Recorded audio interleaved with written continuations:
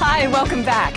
So last time we started work on our beautiful new pebble mosaic tile accent wall by prepping our walls. So we measured the height for our pebbles, we removed the trim, we cleaned the walls, and then we covered the paint with a waterproof sealant. So let's get back to it.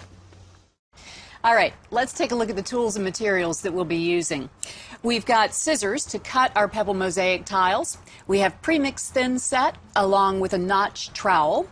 We have a professional grade acrylic sealant along with a roller and a pan to apply that with. We have gloves and safety glasses.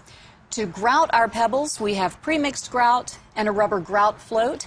And to clean the pebbles, we have a sponge and a bucket of water. Now I've mixed up the pebble mosaic tiles to get a nice mix of shapes and colors, and I'm using these thumbtacks to create a dry fit on the wall. Now when you get to an edge like this, you can cut the mesh if you need to, and then just remove any pebbles that overlap that edge. This will give you a little pile of pebbles that you can use to fill in any holes that you may have.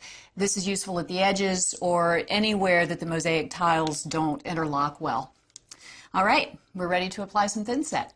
Okay, now that I have my gloves on, we want to apply thin set to the wall in 3 foot by 3 foot sections, and then use the notched edge to comb it. Now these grooves will give the stones extra grip. You want to make sure that your wall is completely covered. You don't want any bare spots. Then you take your first section of pebbles and apply it to the wall. Just push it in, give it a little twist, make sure it's in there really well.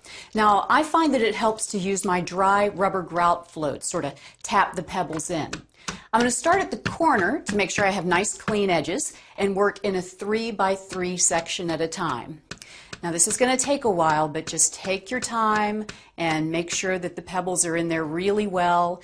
Make sure that it's well covered with the thin set. Remember, you want each pebble to be firmly embedded in the thin set.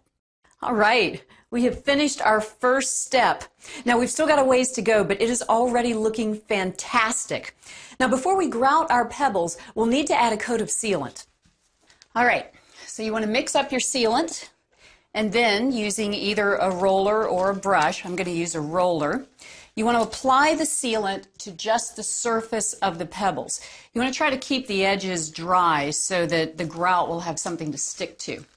So just load your roller and then apply the sealant top to bottom, just like this, over the entire wall. Now be sure that you're working in a well-ventilated room and that you're wearing eye protection. So you want to use your rubber grout float to just kind of push the grout in between the spaces between the pebbles there. Now you're going to cover up a lot of the pebbles at first, but that's okay. You can use your sponge to just sort of wipe the pebbles off. Now you can also use a brush or a knife to expose the pebbles more if you need to. Once the grout is dry, you can install the box extender we talked about in part 1. You'll probably need longer screws to attach the outlet in the new box. This will bring the outlet flush with the new wall surface. There we go. As you can see, it's all grouted. I took one last pass to make sure that all of the pebbles were visible and clean, and then I added a final coat of sealant working top to bottom. Finally, I added a piece of molding. Wow, what a difference this pebble mosaic tile wall makes. Well, the only thing left now is just to keep it looking great. So when the wall gets dirty, you can just clean it with a mild detergent and a sponge. You want to be careful not to use anything abrasive like steel wool or a scouring pad. Just a simple, soft sponge will do the trick. Just take good care of it and it will stay looking great for years to come. Thanks for joining me. For Lowe's Creative Ideas, I'm Andrea Powell. See you next time.